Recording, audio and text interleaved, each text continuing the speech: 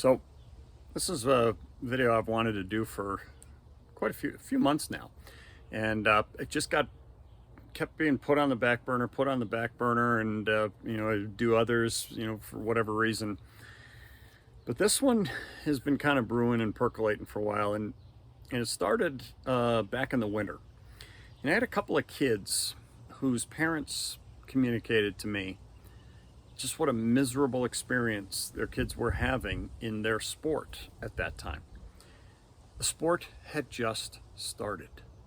They were a mere couple weeks into the sport, and they were already questioning and doubting whether they wanted to stay with it.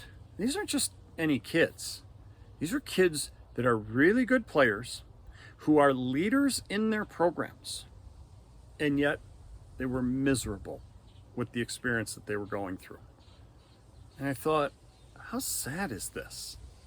How sad is that these kids are just getting started and they are already starting to feel this is not going well. It had nothing to do with conditioning. These are highly conditioned athletes. It had nothing to do, in many ways, I'm not going to say it had nothing to do with teammates. Some of it did. But most of what I heard dealt with coaches. No, this was not parents, the classic parent, blaming everything on a coach. No, I've watched these, and I'm going to say it's multiple, in multiple different programs. I've watched these kids from afar, but also knowing them and knowing their programs well enough that I'm also close enough that I can understand some of the things that they're going with some of them. Not all of them I'm not close with, right? But I've had a relationship in some way that allowed me to, get a feel for what's going on there. Now, of course, I'm not there every day with their team and with their coaches, so I don't know. I don't know what the experience is like. All I know is that at the back end of it, we have kids who are miserable, who shouldn't be, especially that early in the season. As the season went on, it got even worse. And I'm talking about 4 different programs in a couple of different schools, actually. Okay, 4 totally different programs where I was hearing this from, about and from. And I thought, man, if I was coaching in that situation, I would want to know what's going on. I would want to know that these kids are having this miserable experience, right? Because I would want to do what I could to fix it. And fix it is probably not the right word, but to address it and try and help them not have this miserable experience. Unfortunately, the kids and their parents don't feel comfortable going and talking to the coaches, partly because the coaches are a big part of the situation. What they are either doing in terms of how they're treating, not even these kids in particular, but how they are treating the program, treating the situations involved in the program and around the program, things that they're allowing or things that they're not addressing or things that they are doing, were all things that contributed to this. And yes, in some of the instances with couple of the kids, some things said directly to those kids, but those weren't even the biggies. They were just a part of it. And I thought, if I was coaching, I would want to know this. I want to be able to address this.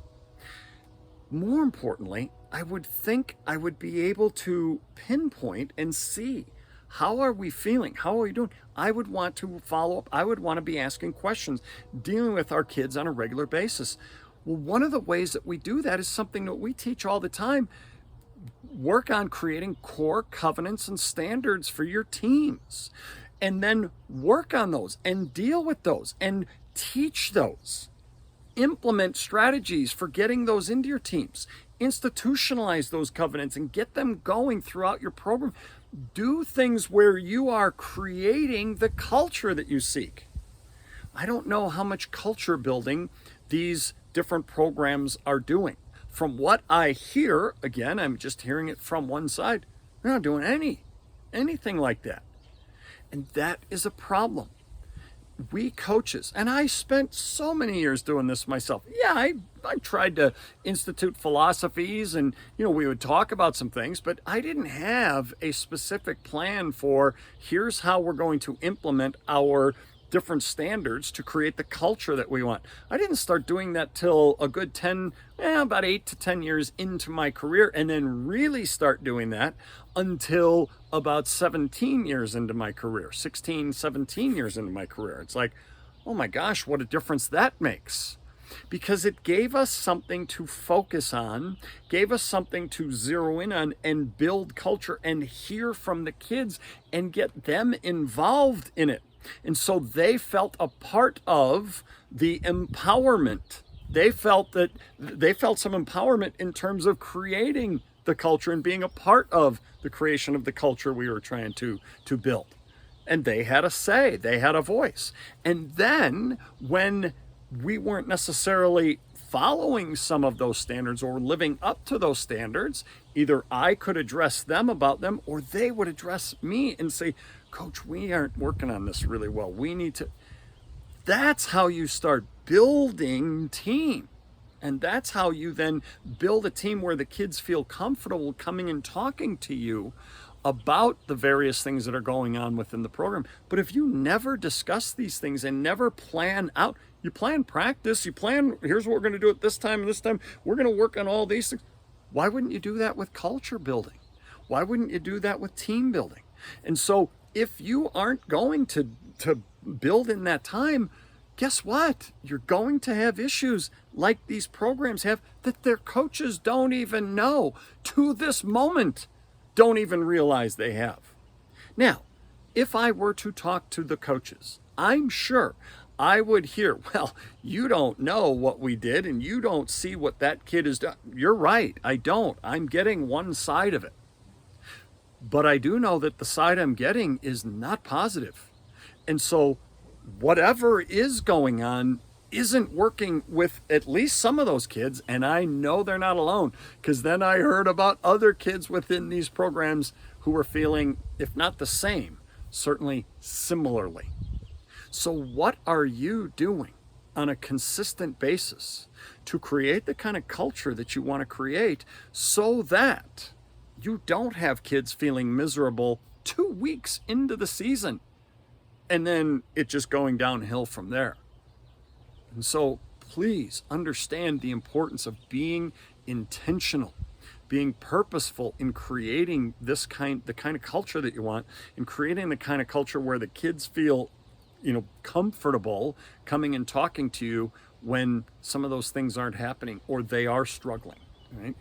We don't want parent problems, right? We want, so often we don't want to have to deal with them. Well, you know what? If you get your kids having such a great experience, or having an experience where they at least feel they can come talk to you when it isn't great, you're going to have less of those parent issues to deal with, because your kids will be the ones coming and talking to you. Unfortunately, these 3 of the 4 of the kids who I'm talking about have even considered not going out for the sport again next year. A sport that is such a key and has been such a key part of their lives. They're just miserable.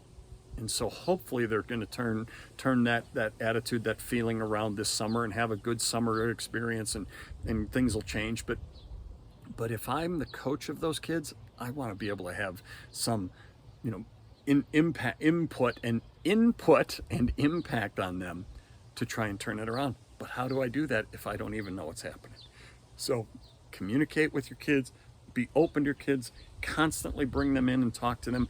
But more importantly, build that culture from day one and start creating what it is that you want to, that you're seeking, creating the kind of culture that says to kids, yeah, we're all valued here and we're all important here, and this is going to be a great experience. And if it isn't at any point, I want you to come talk to me. When you do that, then I think you have the chance to really start building something special, both in your team and team building and on that scoreboard. All right, much more on this as we go through throughout all of our time together, because this is such a huge thing in all of coaching. We'll talk to you again next time.